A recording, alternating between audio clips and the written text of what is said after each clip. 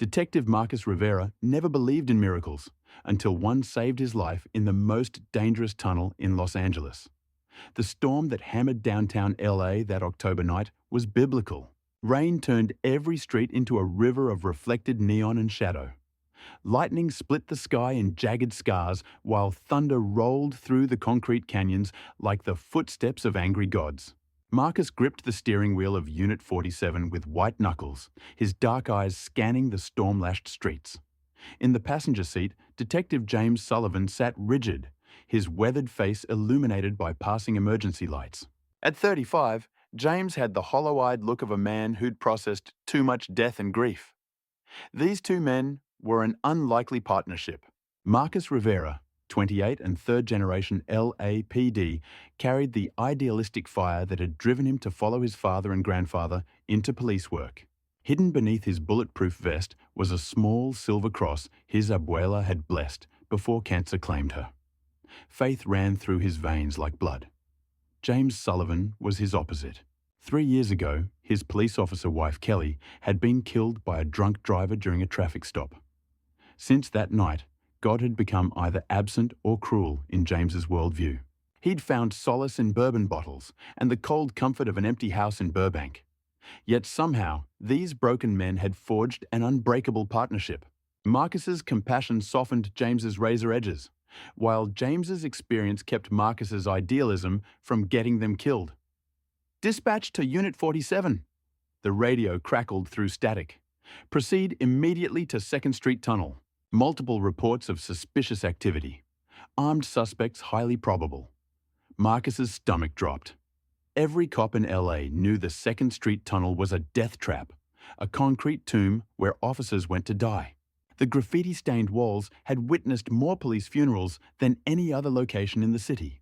If you want to know how Detective Marcus Rivera and James Sullivan survived the most dangerous night of their careers, like this video, subscribe to the channel, and share it with someone who still believes miracles only happen in stories.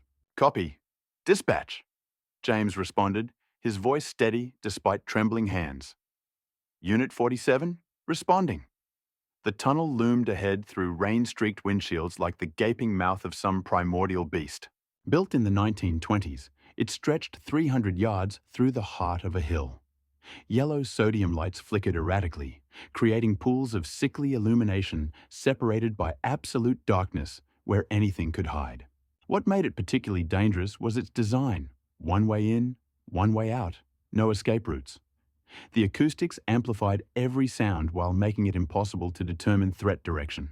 Decades of gang activity had turned the walls into territorial canvases of death threats and memorial graffiti. Marcus had read the incident reports.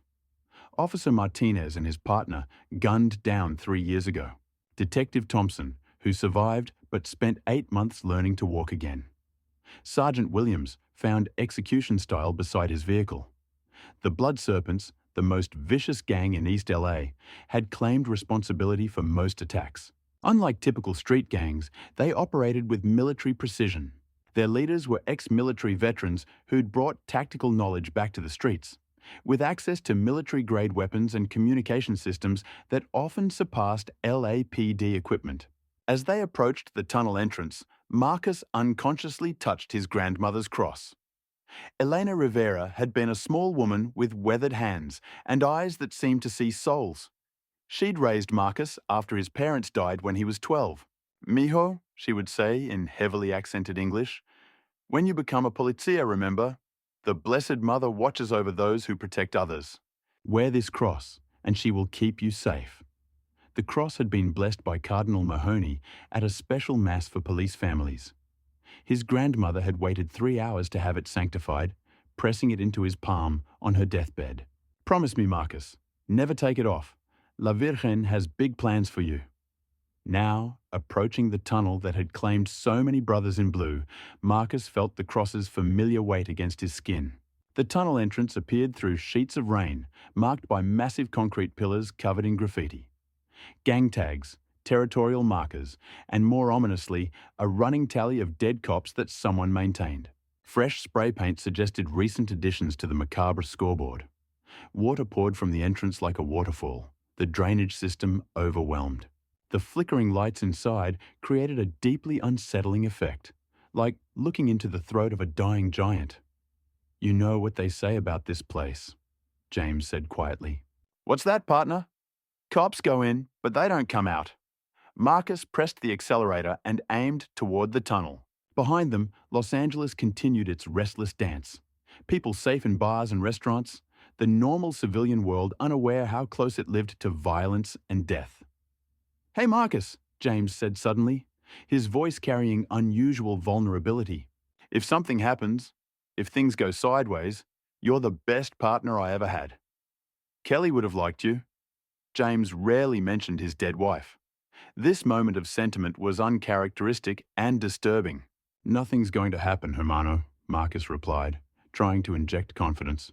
"We'll drive through, check out whatever dispatch is worried about, and be back for coffee."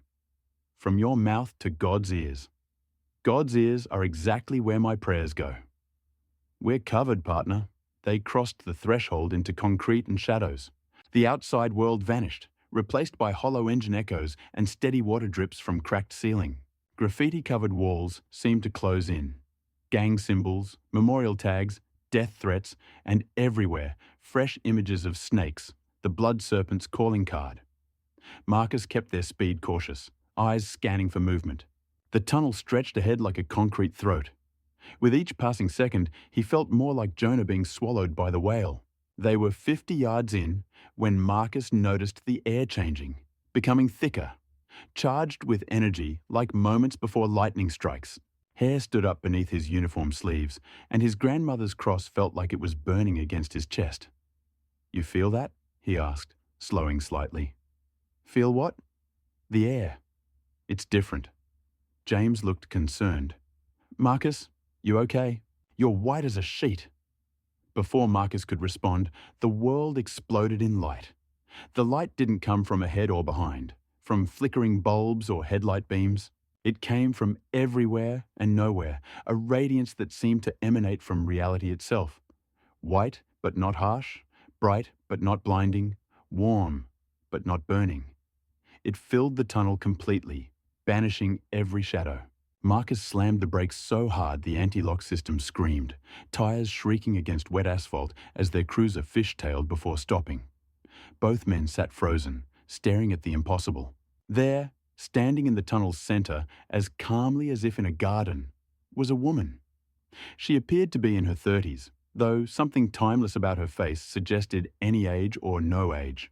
Her skin was olive-toned, Mediterranean, with beauty that transcended cultural boundaries. Her dark hair was partially covered by a veil of deepest blue that seemed to contain the night sky, complete with twinkling stars. Her robes were pure white, not sterile hospital white, but white like fresh snow in sunlight, containing all colors while being none. Beneath the white robe, she wore blue so deep it held ocean depths and sky infinity. But her face stopped their hearts. Marcus had seen it before, in St. Vincent's Cathedral stained glass where his grandmother took him for Mass every Sunday, in prayer cards tucked in her Bible, in the statue beside her kitchen sugar bowl, in the large painting dominating her living room. This was the Virgin Mary, the Blessed Mother, Queen of Heaven. But this wasn't artwork. This was real, impossibly and undeniably real. Her eyes held depths containing all human history, every joy, sorrow, triumph, and despair ever experienced by her children. When she looked at Marcus and James, she saw not just faces, but souls, histories, deepest fears, and secret hopes. Yet nothing judgmental existed in her gaze. Only love, infinite, unconditional, maternal love wrapping around them like warm embrace. Marcus felt tears streaming down his face. James sat rigid with shock, his rational mind scrambling for explanations. The lady stood perfectly still for what felt like hours, but must have been seconds. Light pulsed around her gently, like cosmic heartbeat, filling both men with overwhelming peace despite their terror. Then she moved. With impossible grace, she raised one hand, not in greeting, but warning. Her fingers were long and elegant, and as she lifted her arm, the white robe's sleeve fell back to reveal skin that seemed to glow with inner light. When she spoke, her voice bypassed their ears entirely. Words formed directly in their hearts, minds, the center of their being. Not sound, truth made audible, love given voice. My sons, she said, and both felt sons resonate like struck bells. Go no further. Death waits in darkness ahead. Turn back now and live. Marcus felt his grandmother's cross burning like a brand. Every prayer Elena Rivera had whispered, every mass they'd attended, every moment of faith suddenly crystallized into this impossible encounter. He sobbed openly, shoulders shaking with emotions too large for his body. Abuela, he whispered in Spanish. You were right. She's real. Really real. James's reaction was more complex. 3 years of constructed atheism, rage at God for letting Kelly die, convincing himself faith was for the weak, all crashing down like demolished buildings. His hands gripped the dashboard until knuckles went white, entire body trembling like he was being electrocuted. This isn't possible, he whispered. This isn't fucking possible. The lady's expression grew infinitely sad, as if his doubt caused physical pain. But when she spoke again, her voice held tender compassion rather than reproach. James Sullivan, she said, using his name and sending shockwaves through his nervous system. Kelly waits for you in the light, but not tonight. Not like this. You have work still to do, pain still to heal, love still to give. Trust what you see, my son. Trust what your heart knows. James broke completely. The mention of his wife's name shattered every defense built over 3 years. He doubled over, sobbing with childlike abandon, years of suppressed anguish pouring out like water from a broken dam. The lady watched with infinite patience, her presence filling the tunnel with overwhelming peace. Graffiti, grime, decay, the oppressive weight of violence and death, all faded in her radiance. The enemy has set snares ahead, she continued urgently. If you continue forward, this night will end in blood and tears. The evil one seeks to claim you both. Add your names to the fallen's roll. But I have other plans, my sons. Turn back. Choose life. Choose hope. Marcus found his voice first, though broken. Mother, we'll listen. We'll turn back. But please don't let this be just a dream or hallucination. Please let this be real. The lady smiled, and it was like sunrise after the longest night. The expression transformed her face from beautiful to transcendent, lifting both men's hearts as if being physically pulled toward heaven. What is real, Marcus Rivera? She asked gently. Only what you touch, see, explain? Or the love that brought you into this world? Faith that sustained you through darkness, hope that tomorrow will be better. You have always known me, my son. From your grandmother's prayers to your whispered words in patrol cars. I have always been with you. Tonight, I simply allow you to see. She turned to James, expression growing tender. And you, James Sullivan, you who raged at heaven for taking beloved Kelly, convinced yourself God is absent or cruel? Did you think anger could drive away a mother's love? That doubt could diminish light waiting patiently for you to come home? James could barely speak through tears. But Kelly, she died. Prayed every day, went to Mass, was the best person I knew. That drunk bastard still killed her. Where were you then? The lady's eyes filled with diamond tears. Kelly is not gone, my son. She has simply gone ahead to prepare your place. She prays for you every day since arriving in light, praying you won't let grief destroy remaining love, praying you won't join her too soon through violence or despair. She paused, voice carrying absolute truth's weight. Tonight, she sent me to you. Tonight, her prayers and your grandmother's prayers and all who love you opened heaven's gates. I come not as stranger, but as answer to intercessions rising like incense before God's throne. Light around her pulsed rapidly, and both sensed this miraculous encounter drawing to a close. But the lady had one final message. Listen now. Remember always. Darkness never has the final word. Death is not the end. Love is stronger than fear. Hope more powerful than despair. Light will always overcome shadow. You have been chosen as witnesses to this truth. What you've seen tonight, carry always. Share it with those needing hope. Use it to heal broken places in your hearts and others. She began fading, but her voice remained clear. Go now. Turn back. Live. Love. Remember, you are never alone. Light dimmed gradually, like reverse sunset, until only flickering tunnel illumination remained. The lady was gone, but her peace lingered like perfume. Both men sat in absolute silence, trying to process their experience. Finally, Marcus whispered, James, did you see her? Please tell me you saw her too. James nodded slowly, face streaked with tears. I saw her, Marcus. God help me, I saw her. Without another word, Marcus shifted into reverse and began backing toward the tunnel entrance. As they retreated from depths where death waited, neither spoke. Too overwhelmed by the magnitude of what occurred, too stunned by impossible becoming possible, too moved by encountering love so pure it redefined their reality understanding. As they cleared the entrance and emerged into storm-lashed Los Angeles streets, James grabbed Marcus's arm. Marcus, we have to... His words were cut off by automatic gunfire erupting from the tunnel behind them. The night erupted in violence. Muzzle flashes lit the tunnel entrance like deadly fireworks, assault rifles' staccato bark echoing off concrete and amplifying into thunderous roar, drowning even the storm. Bullets sparked where their cruiser had been moments before, leaving small craters and spiderweb cracks in entrance pillars. Marcus yanked the wheel hard left, tires squealing on wet pavement as he fought to distance them from the kill zone they'd just escaped. James was already on radio, training overriding emotional state as adrenaline flooded his system. Control, this is Unit 47. Shots fired at 2nd Street Tunnel. Multiple shooters with automatic weapons. Officer needs assistance immediately.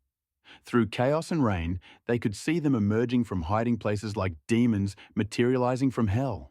The blood serpents had been waiting in perfect position. At least 15 heavily armed men positioned in drainage alcoves, maintenance areas, and shadowed recesses honeycombing the tunnel structure. Marcus counted muzzle flashes with trained eyes. 3 shooters left wall, 4 right, more positioned deeper where concrete curved, creating perfect ambush points. Military-grade assault rifles, probably AR-15S or AK-47s, based on sound and fire rate. The ambush was textbook perfect, professionally planned and executed. If they'd driven another 100 yards, they would have been caught in crossfire with no escape route, no cover, no survival chance. Gang members had positioned themselves, creating overlapping fire fields that would have turned their patrol car into a coffin within seconds. Jesus Christ, James breathed, watching the deathlight show through their rear window. They were waiting for us. They knew we were coming. Gunfire continued nearly a full minute, eternity in combat time, before shooters realized targets had escaped. Shouting and cursing echoed from the tunnel as gang members emerged from positions, frustration palpable even at distance. Marcus could see them clearly in intermittent lightning flashes. Young men in 20s and 30s, some wearing military-style tactical gear, others in standard gang colors. They moved with military unit coordination rather than typical street gang chaos. These weren't random thugs seeking easy scores. These were soldiers in urban war, just cheated of guaranteed victory. Sirens wailed in distance as backup units responded to James's call. Within minutes, the tunnel would be surrounded by dozens of officers, but Marcus and James knew that by then, shooters would have vanished into storm drains, abandoned buildings, and secret tunnels, making East LA perfect for guerrilla warfare. Control to Unit 47, dispatcher's voice crackled. What's your status? Are you hit? James keyed the microphone with shaking hands. Unit 47 is Code 4, no injuries. Suspects fled before backup arrival. We need tactical team and gang unit ASAP. As they sat watching the tunnel entrance where death had waited, both tried processing the dual impossibility of their experience. The miraculous Virgin Mary apparition seemed from another world entirely, when contrasted with gang violence and urban warfare's harsh reality defining their daily existence. Marcus, James said quietly, voice still rough from crying, if we hadn't stopped, if we hadn't turned around, we'd be dead, Marcus finished. No question. They had us cold. First backup units arrived within 5 minutes, red and blue lights painting wet streets in patriotic colors. Lieutenant Rodriguez, a grizzled 20-year veteran with steel gray hair and dozen gang war scars, approached their cruiser running. "Rivera! Sullivan! You boys okay?" he shouted over storm and growing siren chorus. Both nodded, though Marcus could see his shock reflected in James's pale face. "We're alive, Lieutenant," Marcus called back, "but it was close. Too damn close. How'd you avoid the ambush?" "Intel says blood serpents had that tunnel locked down tight. They've been planning this for weeks." Marcus and James exchanged a look containing volumes of unspoken communication. How could they possibly explain what really happened? How could they tell their hard-nosed, pragmatic lieutenant that the Virgin Mary had appeared and warned them away from certain death? "Instinct," James said finally. "Something felt wrong, so we backed off to reassess." Rodriguez studied them with keen eyes of a man who'd survived 2 decades of street warfare by reading people accurately. He could see there was more to the story, but also recognized the look of men who'd just brushed against death and lived. "Well, whatever it was, it saved your asses," he said grimly. "And probably prevented 2 more cop funerals." Gang units been tracking chatter about a big operation targeting patrol units. "Looks like you two were supposed to be the main event." As crime scene teams processed the tunnel and tactical units swept surrounding areas, Marcus and James sat trying to make sense of their experience. Rain continued falling, washing away physical ambush evidence, but doing nothing to cleanse the emotional and spiritual impact of what they'd witnessed. The 2nd Street Tunnel became the focus of LAPD's largest gang investigation. What detectives discovered would validate Marcus and James's experience in ways even cynical skeptics couldn't dismiss. Detective Captain Maria Santos called it the most sophisticated ambush plot she'd seen in 25 years. The blood serpents had been planning for nearly 6 months, using high-tech surveillance and old-fashioned detective work to create what should have been the perfect trap. They had motion sensors hidden in graffiti, Captain Santos explained during briefing. Cameras disguised as maintenance equipment. They knew Unit 47 was approaching 5 minutes before you arrived. Police scanners monitored radio frequencies, ensuring no backup was close enough to interfere. The operation's sophistication was staggering. The gang had purchased military surplus equipment through black market dealers, including night vision goggles, tactical communications gear, and body armor superior to most police equipment. They'd studied tunnel architecture extensively, using city engineering records to identify every alcove, drainage outlet, and maintenance access point providing shooter cover. Most disturbing, they'd been monitoring police patrol patterns for months, using corrupt contacts within city government to access shift schedules, route assignments, and response protocols. The ambush wasn't random. Marcus and James had been specifically targeted because their patrol route regularly took them through gang territory when backup would be slow. According to informants, Captain Santos continued, they called this Operation Cop Drop. The plan was taking out a patrol unit spectacularly, then using media attention to demonstrate power and recruit new members. You two were supposed to be the opening act in a much larger campaign against law enforcement. 3 weeks later, captured blood serpent Ricardo Serpiente Valdez, facing life in prison, decided to cooperate. His testimony revealed the ambush's true scope. They had sensors that detected your approach and confirmed when you entered. Captain Santos read from Valdez's transcript. According to him, you should have driven straight into their kill zone. He can't explain why you stopped and turned around? She pulled out Valdez's interrogation transcript. Man, we had them cold. Sensors showed them coming right on schedule. Martinez was in position, Rodriguez had the exit covered, everybody was ready. Then suddenly, the cops just stopped, like somebody told them to turn around. Martinez kept asking if maybe they had radio tip or something, but we were monitoring their frequencies. Nothing came through. They just stopped. Did he have theories about why we turned back? James asked. That's the strange part, Captain Santos replied. Valdez is a hardened criminal with tattoos for every person he's killed. But when detectives pressed him, he got genuinely spooked. Started talking about bad spirits and brujas, witches. Said older gang members were convinced the tunnel was cursed after that night. She closed the file and looked directly at both men. Ricardo Valdez has spent his adult life in and out of prison. He's been shot, stabbed, beaten, tortured. He's not easily scared. But something about your escape rattled him badly enough that he's convinced his gang the tunnel is haunted. Most remarkably, since that night, Blood Serpents had avoided the 2nd Street tunnel completely. Gang activity in the entire area dropped 70%. It was like they were afraid to go near the place. In weeks following the tunnel incident, both men found their lives changing in ways they never could have anticipated. For Marcus, the apparition confirmed everything his grandmother had taught about faith, prayer, and divine protection. His belief had always been strong, but now it carried personal experience weight rather than inherited tradition. He attended Mass more frequently, not from obligation, but genuine gratitude for the miracle he'd witnessed. Father Miguel Hernandez, the elderly priest at St. Vincent's who'd known Marcus since childhood, noticed the change immediately. "Mijo, something has happened to you. You have the look of a man who has seen God's face." Marcus told Father Hernandez the entire experience. The old priest listened without interruption, occasionally nodding. When Marcus finished, Father Hernandez smiled. "Your grandmother came to see me 2 weeks before she died, very weak from chemotherapy, but insisted on making the journey to speak personally." Marcus leaned forward, intrigued. "She told me she'd been having dreams about you. Dreams where she saw you in great danger, but protected by La Virgen Santísima. She was convinced the Blessed Mother had special plans for you." The priest withdrew a small leather journal from his desk. "She asked me to give this to you if anything ever happened to confirm her dreams." Marcus accepted the journal with trembling hands. His grandmother's distinctive handwriting filled every page, a prayer diary recording every prayer offered for his safety over the years.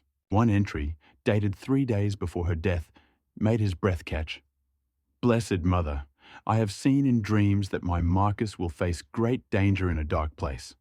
I have seen men with guns waiting to kill him. But I have also seen your light protecting him, your voice warning him away from death. Please, Santísima Virgen, watch over my grandson. Let him see your face as I have seen it in prayers. Let him know he is never alone." Marcus wept, reading his grandmother's words, understanding for the first time the faith depth that had surrounded and protected him. Her prayers hadn't been empty words. They had been real communications with real power, creating spiritual shield that culminated in the tunnel miracle. James's transformation was more complex and painful.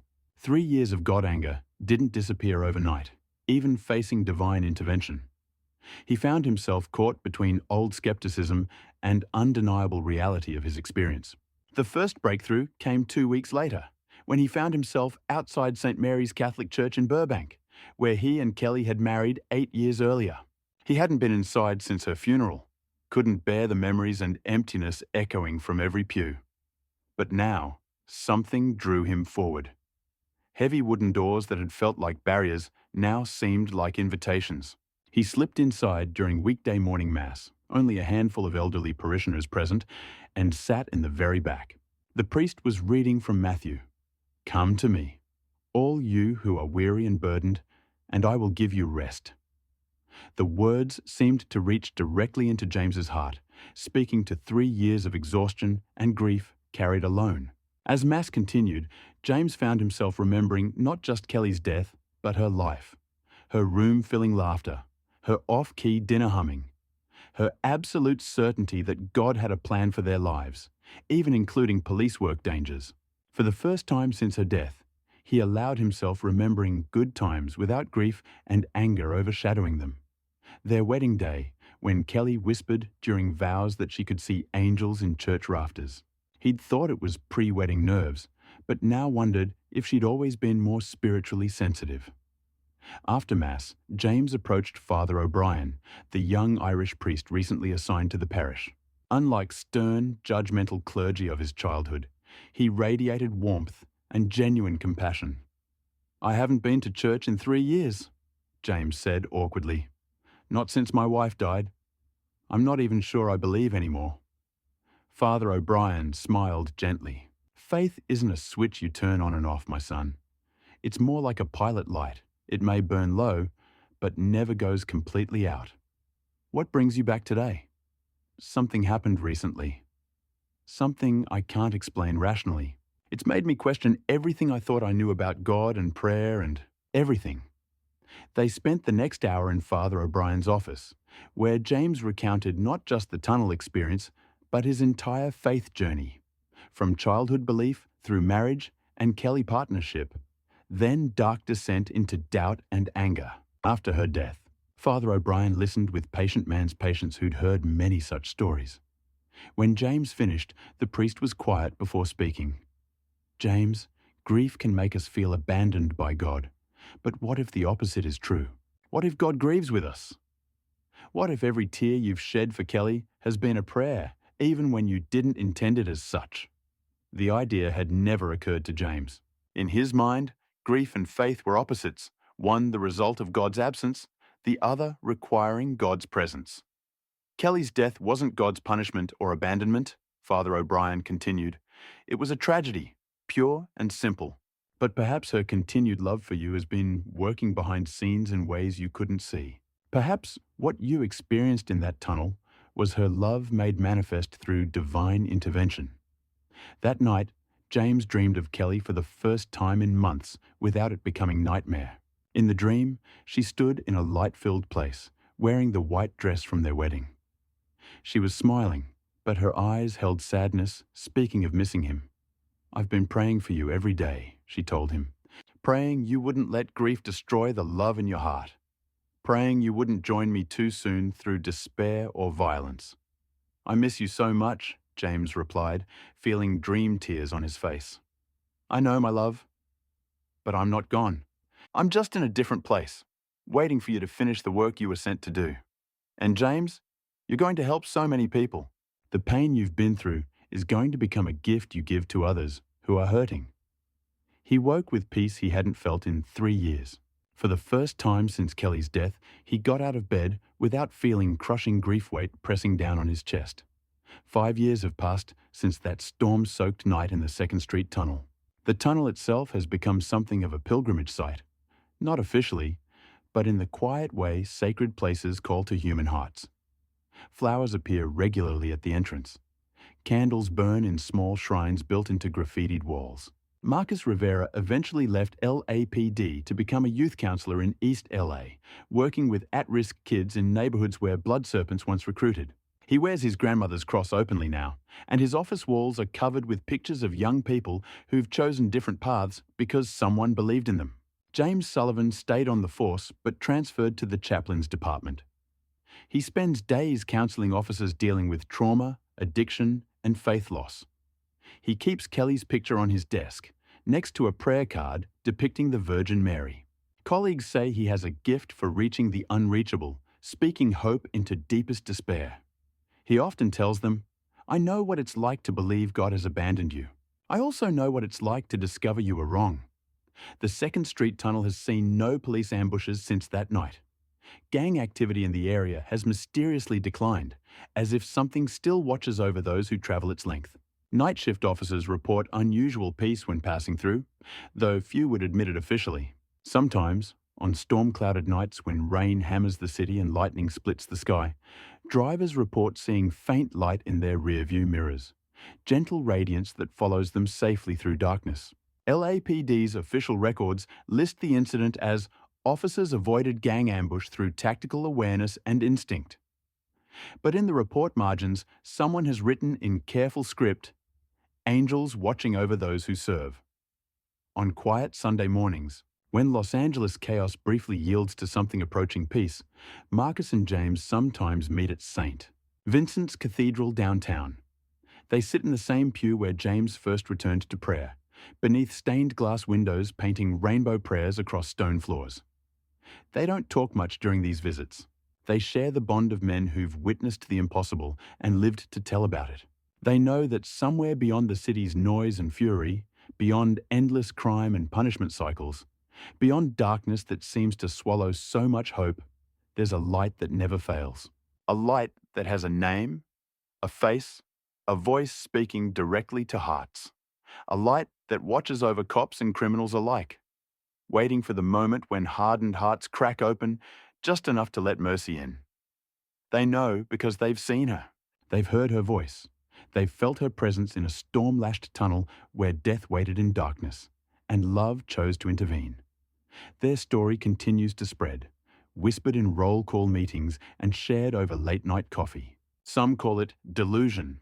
Others call it grace. But Marcus Rivera and James Sullivan know what they call it. The night heaven touched Earth in a Los Angeles tunnel, and two broken men discovered they were never as alone as they thought. The miracle wasn't just that they lived. The miracle was that they learned how to live again. Begin, begin, begin, begin, begin, begin, begin, begin.